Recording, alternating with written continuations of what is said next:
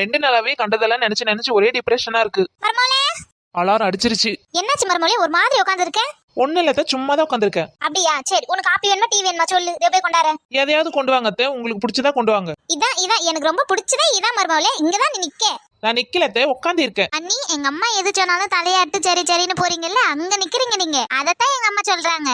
இரு மருமகளே, நான் போய் உனக்கு ஒரு சூப்பர் காப்பி போட்டு கொண்டாரேன். எம்மா முடிஞ்சா அப்படியே எனக்கு ஒரு காப்பி உனக்கு வேணும்னா நீ போட்டு குடி.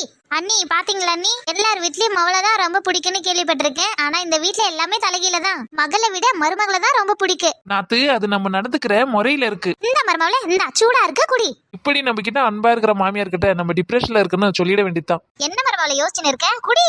எத்தே உங்ககிட்ட நான் ஒண்ணு சொல்லணும். என்ன மருமகளே சொல்லணும், சொல்லு. எதுவா இருந்தாலும் மனசு திறந்து சொல்லு. எத்தே நான் ஒரு 2-3 நாளா டிப்ரெஷன்ல போறேன். சரி மருமகளே போ, ஆனா எங்க வேணா போ, ஆனா 6 மணிக்குள்ள வீட்டுக்கு வந்துடணும். அண்ணி வேணும்னா சொல்லுங்க, நான் வேணா துணைக்கு வரேன்.